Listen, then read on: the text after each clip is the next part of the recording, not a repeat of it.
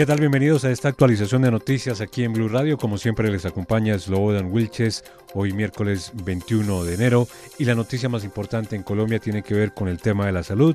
A la crisis de la nueva EPS, intervenida, recordemos, por el gobierno nacional, se suma ahora el embargo de 2.1 billones de pesos por parte de 4 juzgados, 1 en Bogotá y 3 en el departamento del Caquetá.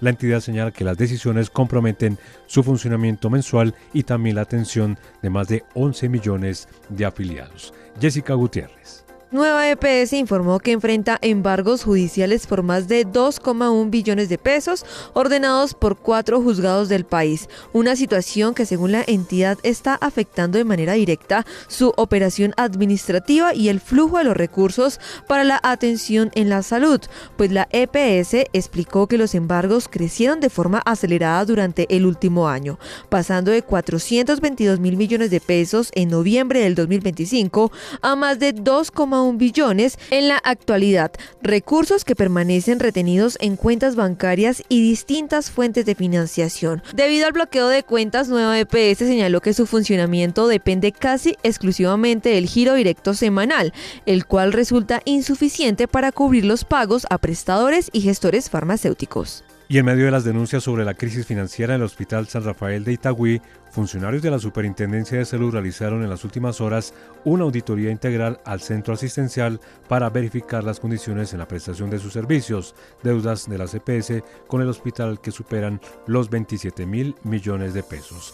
Danilo Arias en Medellín. Y es que en medio de la polémica por las declaraciones del ministro de Salud Guillermo Alfonso Jaramillo y las denuncias de directivos del propio Hospital San Rafael del municipio de Itagüí por la grave crisis financiera que atraviesa, entes de control ya iniciaron acciones para verificar la realidad de este centro asistencial. Por eso en las últimas horas una comisión de la Superintendencia de Salud visitó el hospital con el fin de realizar una auditoría integral. Según pudo conocer extraoficialmente Blue Radio, durante la diligencia el organismo de control, además de estados financieros, verificó asuntos como las capacidades locativas, insumos con los que actualmente este lugar atiende a pacientes especialmente del sur del Valle de Aburrá y en general el cumplimiento de la normatividad vigente, la correcta gestión de los recursos y la calidad de sus servicios. Allí siguen esperando el desembolso de 27 mil millones de pesos que en su mayoría adeudan entidades como Nueva EPS y Sabia Salud y que irían principalmente destinados a cubrir obligaciones urgentes como el pago de salarios a personal. Por lo pronto, créditos y conciliaciones con los deudores son algunas de las opciones que tiene el San Rafael para solventar el difícil momento que lo tiene en cuidados intensivos.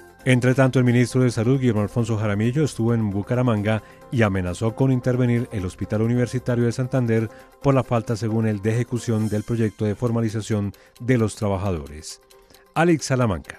Alterado y lanzando duras declaraciones contra las directivas del Hospital Universitario de Santander, se mostró el ministro de Salud, Guillermo Alfonso Jaramillo, quien cuestionó la falta de ejecución de formalización de proyectos de pediatría y ginecobstetricia y además la no formalización de ningún trabajador pese a los recursos comprometidos para ese proceso. Usted me pidió a mí no se me olvida, óigase, 12 mil millones de pesos para arreglar pediatría y ginecología obstetricia, 2 pabellones, que me parece un poco exagerado, pero bien, eso lo vamos a revisar. Y entonces el acelerador lineal con el búnker, que sumaba 21 mil millones de pesos, y eso da en totalidad 33 mil millones de pesos. El compromiso, 33 mil millones de pesos, era para formalizar. No lo quieren hacer. Nosotros hemos sido respetuosos con el gobernador, con todas las autoridades, pero yo no vengo a ser el payaso de nadie. Yo hoy aquí de esto no veo que no hay ningún interés de solucionar este problema. Aseguró que no ve ningún interés en solucionar el proceso laboral de los trabajadores y además denunció que hay irregularidades hacia el trato que se le brinda a los mismos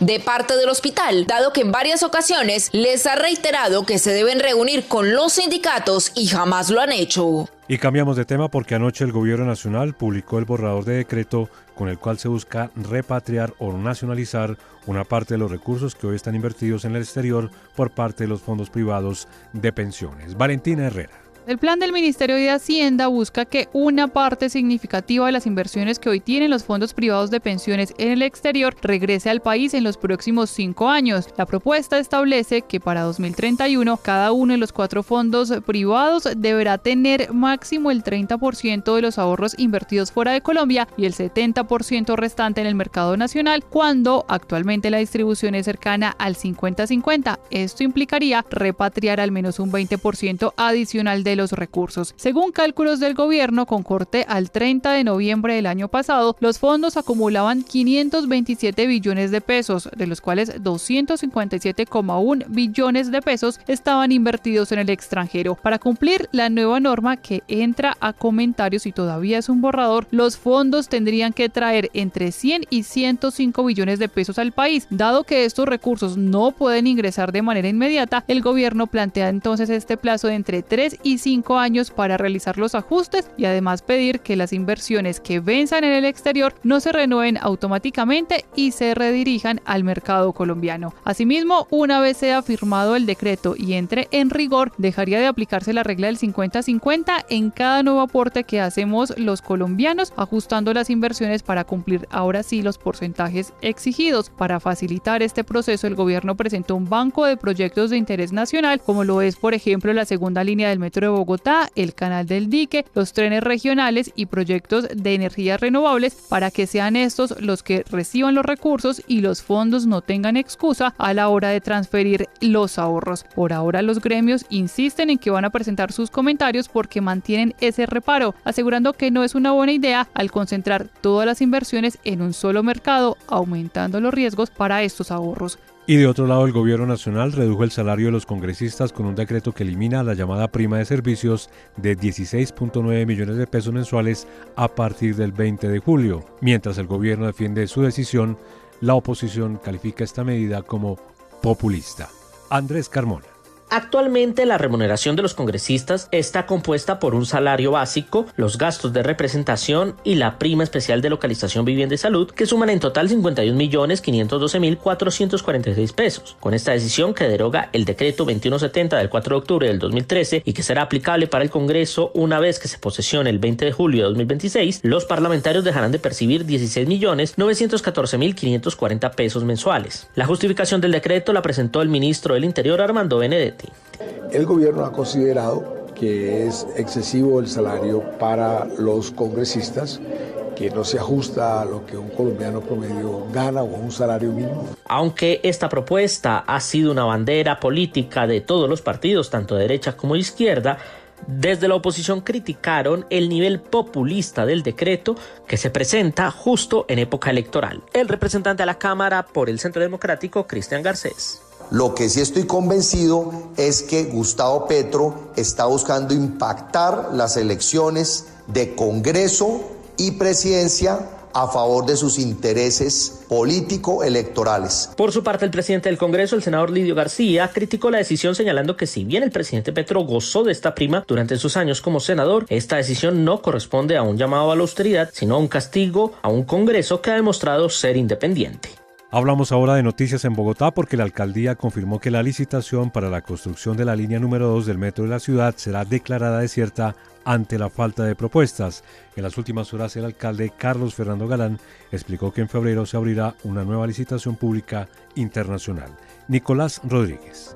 Desde la alcaldía de Bogotá, el alcalde Carlos Fernando Galán confirmó que se declara desierto el proceso de licitación para la construcción de la línea 2 del metro de Bogotá. Confirma el mandatario que esto se da tras una comunicación del grupo SACIR, el grupo español interesado en la licitación, ya que en medio de un comunicado confirmaron que definitivamente retiraban la propuesta. Y es que precisamente esa comunicación se dio ayer a las 9:57 de la mañana y precisamente para la fecha del martes 20 de enero era el plazo para presentar las propuestas, por lo cual el distrito tomó esa determinación. Hoy a las 10 de la mañana de este 20 de enero se vencía el plazo para que se presentaran propuestas para la construcción de la línea 2 del metro de Bogotá. Debemos informar en esta mañana que no se recibieron propuestas de parte de los consorcios que estaban habilitados, precalificados para presentar propuestas. La empresa Metro no recibió propuestas. Esto no significa que la línea 2 del metro no continúe. La línea 2 del metro continúa. Es más, vamos a abrir licitación pública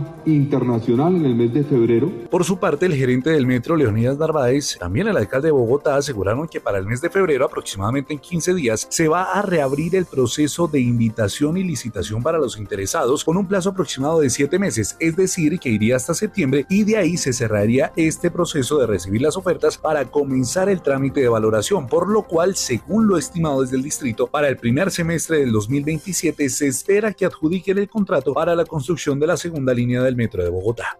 Hablamos de noticias internacionales porque María Corina Machado, la líder opositora venezolana, está en Washington sosteniendo varias reuniones, una de ellas con legisladores en el Congreso de los Estados Unidos. Desde Caracas, Santiago Martínez.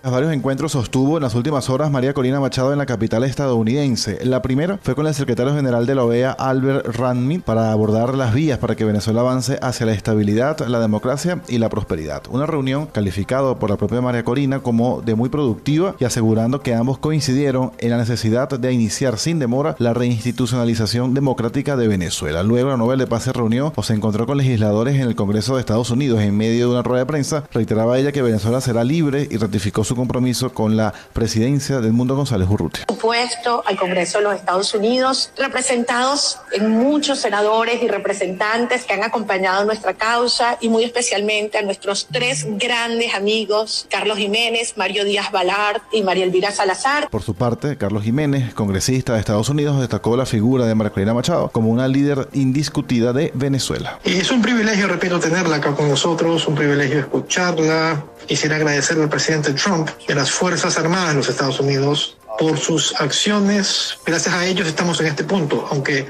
aún queda mucho por hacerse. Para el legislador Jiménez, Machado no es solamente una voz en el escenario político de Venezuela, acá del país, sino una persona que asegura que lo cree él y si esas elecciones fuesen justas y libres, sería la ganadora.